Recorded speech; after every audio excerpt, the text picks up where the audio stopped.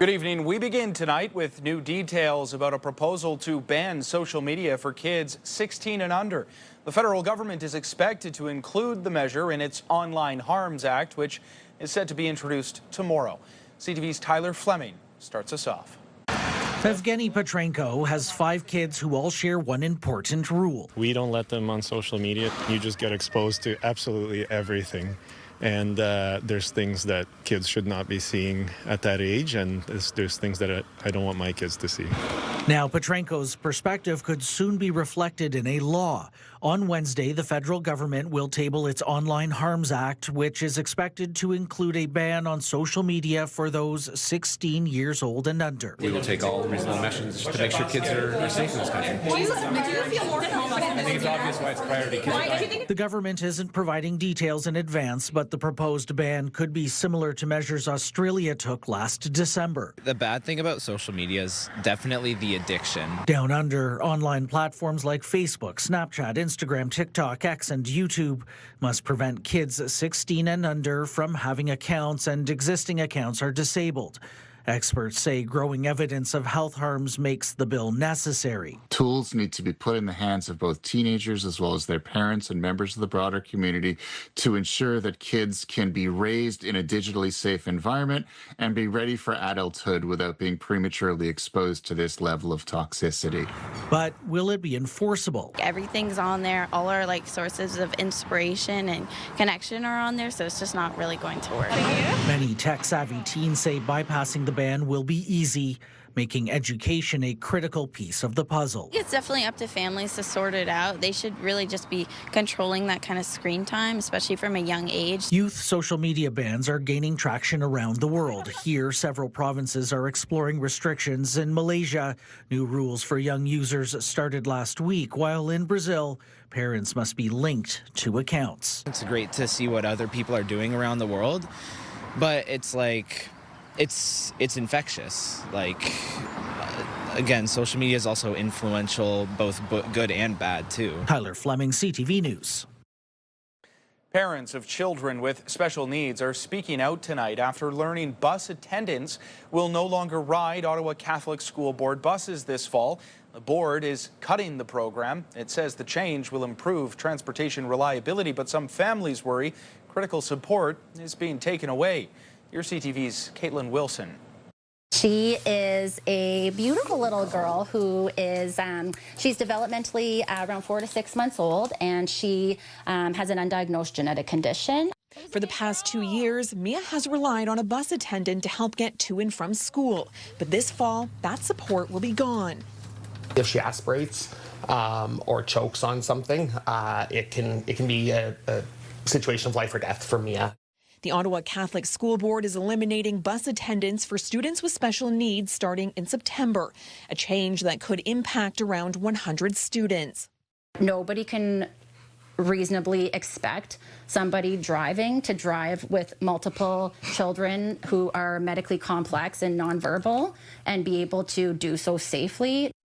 In a statement to CTV News, the board says the change follows ongoing service challenges, including situations where buses were canceled when attendants were unavailable, causing students to miss school. Jennifer Bloom has worked as a bus attendant for more than 20 years, supporting students with a range of medical, behavioral, and mobility needs. She says her biggest concern is safety. I've worked with students that have several seizures. They could be big seizures, small seizures, aspiration issues. So it's extremely concerning that these responsibilities may be put solely on the driver.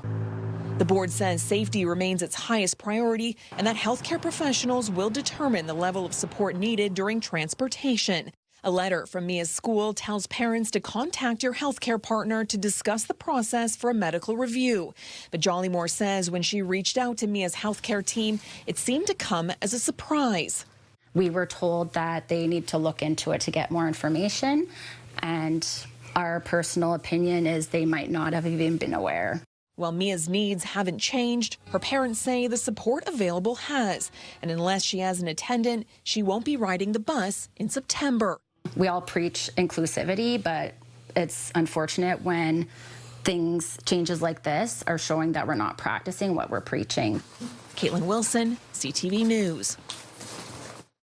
It was a scorcher here in the capital today, getting over the 30-degree mark at one point, and it begs the question, what do we have in store for the weather as we take our first look at the forecast? Jackie. Well, we had lots of sunshine today. Into the overnight and tomorrow, it's going to be a different story. We're going to start to see the cloud cover moving through in the midnight hour. There is a chance we could see some light showers moving through as well. It won't be until the early morning to afternoon that we could see unsettling weather moving through. So around the noon hour, Pembroke, Renfrew, risk of isolated thunderstorms. It has prompted a special weather statement as well, where they could see up to 50 millimeters of rain when all is said and done. Here in Ottawa, a different story. We are likely going to see closer to 15 to 25 millimeters. But again, the risk of isolated thunderstorms is present throughout the day. Now, daytime high anticipated 25 to 27 degrees, but with that humidity, it's going to feel closer to about 29 or 31. We'll get a closer look at your long-term forecast after this heavy rainfall that's expected here in the capital. Turning now to Barrhaven, where emergency crews responded to a house fire that started this afternoon. Multiple people called 911 at around 3:20 after seeing flames in the basement of a house on Muirfield Gardens near Cedarview Road. The fire took about an hour to get under control at the multi-million-dollar home. No injuries were reported. Firefighters could see visible smoke inside the home when they arrived, and they had to call in additional resources to assist them. Crews also had to bring in a hose line through the home to douse the flames. The cause of this fire is now under investigation.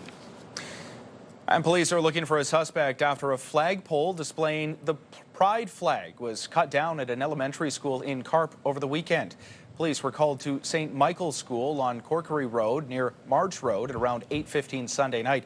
Officers found the flagpole cut down. The board confirms it has since replaced, and the flagpole and a new flag was installed yesterday.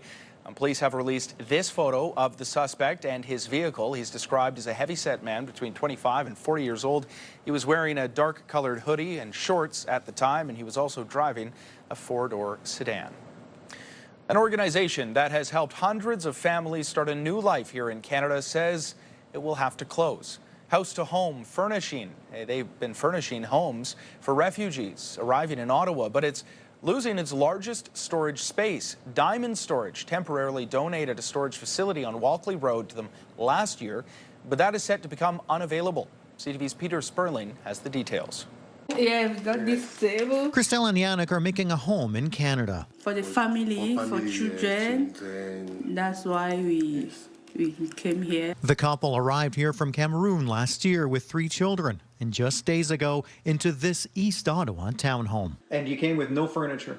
Yeah, we came with no furniture. But thanks to an organization called House to Home, they now have everything from a kitchen table, couch, toaster, to beds.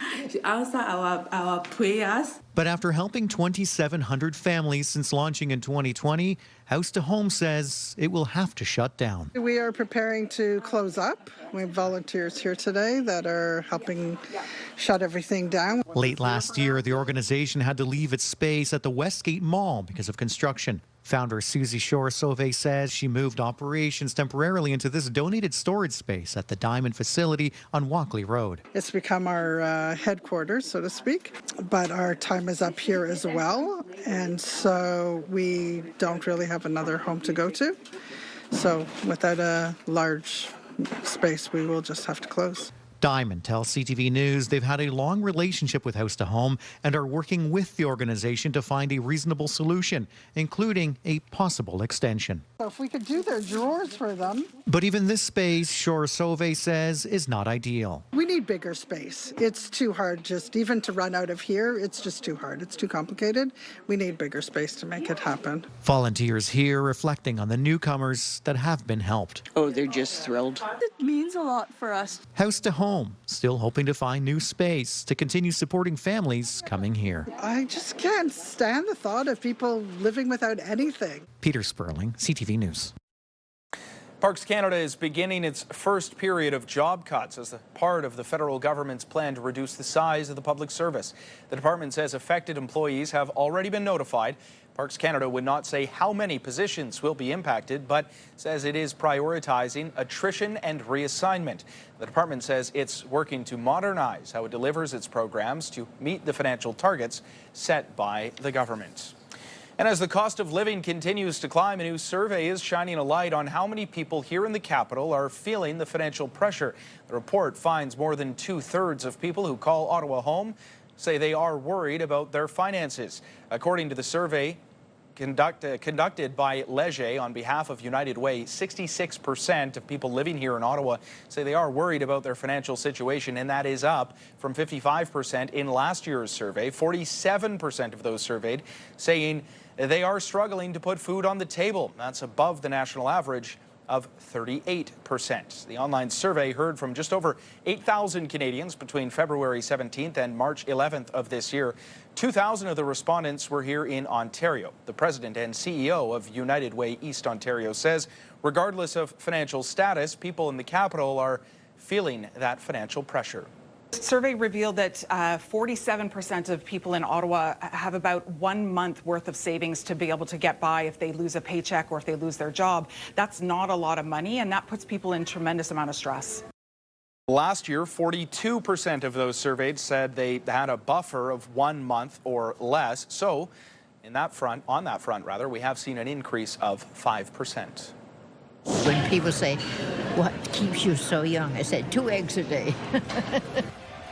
2 eggs a day. Is that her only secret for living a long and happy life? We'll have more on this early birthday celebration for an Ottawa woman set to turn 106 years old right after the break. There's a live look through our Centennial Glass sky cam. It is still warm out there, 21 degrees. Well, she was a code breaker during the Second World War and is now a grandmother of 5. Next month, Wynne Beecroft turns an incredible 106 years old. Today, she celebrated the milestone with her son and friends with afternoon tea at Ottawa's Castle. Here's CTV's Katie Griffin.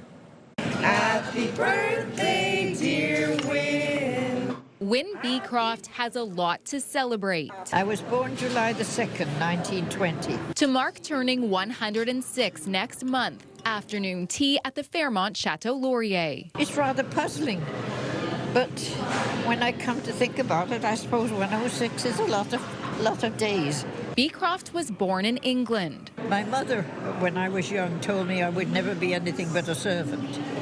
So I said, to heck with you. Beecroft served with the Royal Air Force during the Second World War. She was one of the Enigma girls, helping to break the German code. We tuned the dials and we tried to hear whatever Morse code was coming over from the enemy, as it were. If we got a full message on a full page, we used to call the supervisor. The supervisor would say, oh, hurry, hurry, and off he'd go to send it off to headquarters. She came to Canada in 1955 with her husband Rex and 3 children. The grandmother of 5, the backbone of her family. She's had so many obstacles in her way in life. She's overcome them all. She's always been very, very loving and supportive. This milestone celebration thanks to Wynne's friends. As we go through life, it's very rare to find good friends that you have for years and years and years. And every year they become a little bit more precious. The hotel pulling out all the stops. When I got that email, I was like, immediately, this is so exciting, and how cool was it that they would choose us to celebrate with. As for the secret to living such a long life, Beecroft says luck and eggs. When I was a young girl, my mother put me on eggs. She said they were very good for me. So I've had 2 eggs every day since. And this is what I say when people say, what keeps you so young? I said, 2 eggs a day. Katie Griffin, CTV News. What an incredibly impressive woman, and 2 eggs a day. Hey, not too bad in terms of advice. I love eggs. Okay, let's take another look at the weather forecast. Back to Jackie. Well, let's check into our overnight lows. Let's take a look at 20 degrees overnight, so fairly warm for our overnight. It is going to feel a little bit humid as well. There is a chance of some thunderstorm risk and light showers moving in as well. Tomorrow, the daytime high, not much of a difference, 23 degrees. But when you factor in the humidity, it will feel closer, about 27, 28. 15 to 25 millimeters of rain anticipated for here in Ottawa. Other parts of the region could see more throughout the day. Now, tonight's lows across the region, about 18, 19 degrees. Again, the isolated showers really coming from the west, moving into our region. Tomorrow's the daytime highs really hovering around 22 to 23 degrees. And while by numbers it does look cooler, it will be muggy, it will be rainy and cloudy as well. So bring that umbrella and prepare for not to see sunshine for the next couple of days, because Thursday we're going to likely see more cloud cover moving through, maybe a chance of some isolated showers as well. While it could be clearing Thursday into Friday, there is still a slight chance that we could see more isolated rain showers moving through for Friday. The good news is our temperatures getting back up to the high 20s, 29 for Thursday, about 31 for Friday, and those overnight lows are now averaging closer to about 17 degrees as we get into the weekend. Saturday will be our nicest day that we could look forward to, where we could see the return of some sunshine and a daytime high of 27 degrees. A high-scoring affair at TD Place tonight as Atletico Ottawa welcomed Supra du Quebec to the nation's capital. Just couldn't quite find that next gear. Oof, look out, give it away. Garcia puts it home. A bit of an oopsie from the tender there, and Emiliano Garcia with his second of the night, the insurance marker for Ottawa. Atletico was down at one point in this game 3-1, so a big comeback for the home club, coming away with a 5-3 victory. A long break for Ottawa now. They play next on Canada Day in Halifax. Well, the Brantford Bulldogs of the Ontario Hockey League have made hockey history, selecting goaltender Sophie Jovanovic in the second round. We used to have a little outdoor rink in the backyard, and I actually want to play hockey because of my brother. He's one of my biggest role models and supporters, and I'm so grateful for him, and I always just want to be just like my brother and follow his journey. So that's how I started playing hockey. Jovanovic is 17 years old. She is the first woman selected in the OHL under-18 draft and the second woman ever drafted into the league. She played her AAA hockey with the Toronto Marlboros. With the closure of the supervised consumption services, now as a physician, I feel like I'm losing an option to support my clients. Coming up, a group of Ottawa doctors raising concerns about the upcoming closure of the city's 2 remaining supervised consumption sites.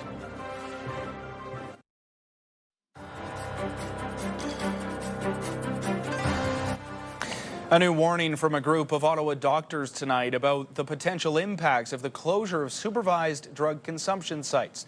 The 2 remaining locations here in this city, the trailer at the Shepherds of Good Hope and the site at the Sandy Hill Community Health Centre, will run out of provincial funding starting on Saturday. Here's CTV's Dylan Dyson. The trailer, a supervised consumption site located behind the Shepherds of Good Hope, is set to close. Sadly, with the closure of the supervised consumption services, now as a physician, I feel like I'm losing an option to support my clients. Doctors working with Ottawa Inner City Health issued a statement Tuesday saying the closure of the supervised consumption site could have dire consequences. When these sites close and there is not an option for a supervised consumption service, that there is a rise in emergency department visits and opioid-related toxicity. The province is ending funding for all supervised drug consumption sites as of Saturday. Other organizations that help the vulnerable, like the Ottawa Mission, say that will create new burdens. Certainly that's going to put a added pressure on our frontline staff in case we're having to respond to overdoses, and it'll put a huge pressure on the community as we see more people using drugs in an open environment. Instead, the Ontario government is shifting its focus and funding to heart hubs, offering support for homelessness and addiction recovery treatment.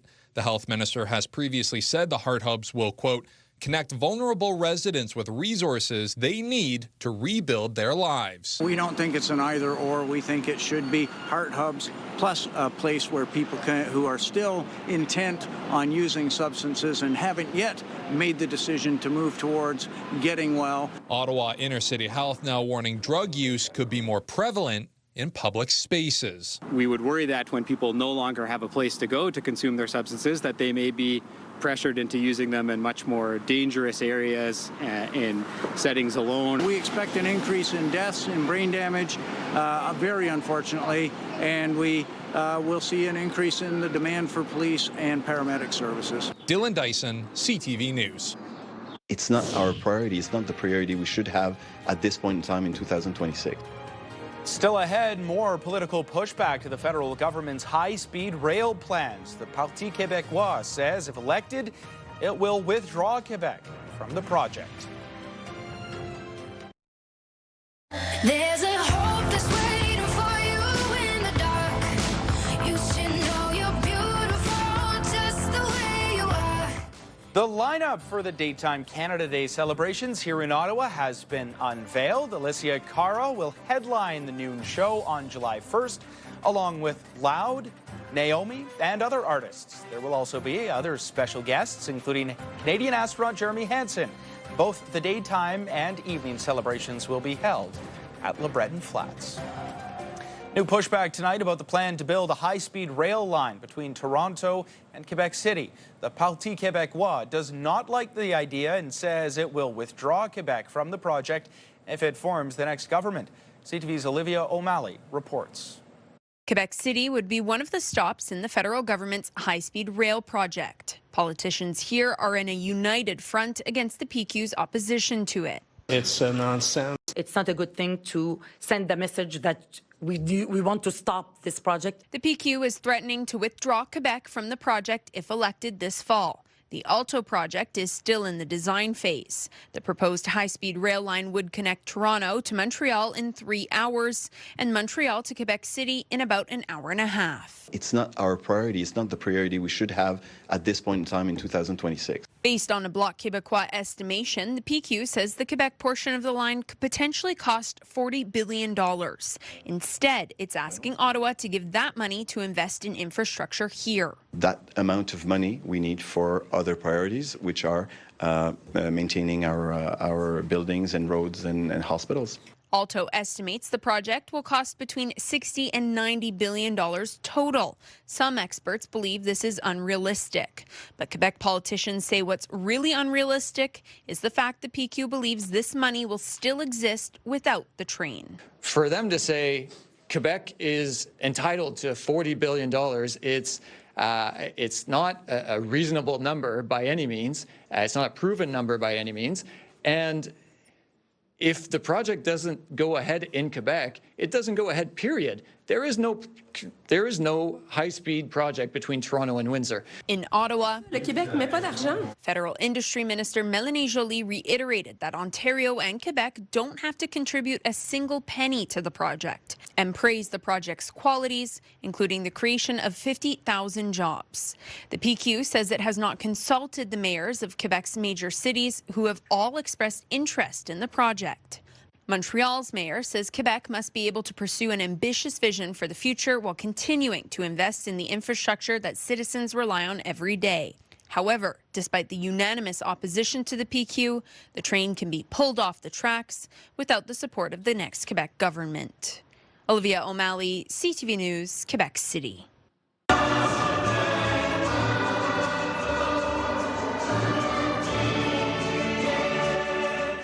Still ahead, a night of celebrating music here in the capital. Orchestra holding its year-end concert.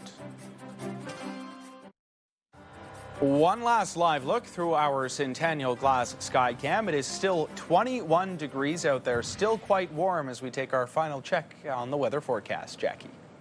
All right, kicking things off tomorrow morning, yes, it's going to be 20 degrees, feeling closer to 27. You definitely need the umbrella and perhaps the raincoat as well as the rain boots. Light rain to kick things off, but for the rainfall, we are anticipating between 15 to 25 millimeters throughout their day. Noon hour is likeliness we could get more rain moving through, and even in the early part of our evening around 6, 7 o'clock as well. Thursday, things are going to look a lot better. 29 degrees, the anticipated daytime high, but there is still a chance of showers in the early part of our day.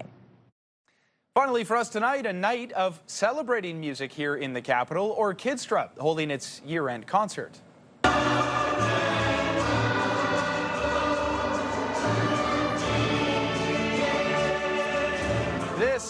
talented group of 150 young musicians performing. They're playing everything from classical to jazz and pop. Orchestra is collecting donations to support its programs, which are free for children and youth to join. And we will have more on the concert and the programs tomorrow during our 5 o'clock newscast. But it is incredible how quickly they have been able to grow and the kind of programs and supports that they offer to children of all walks of life. That's our newscast. Thanks for watching.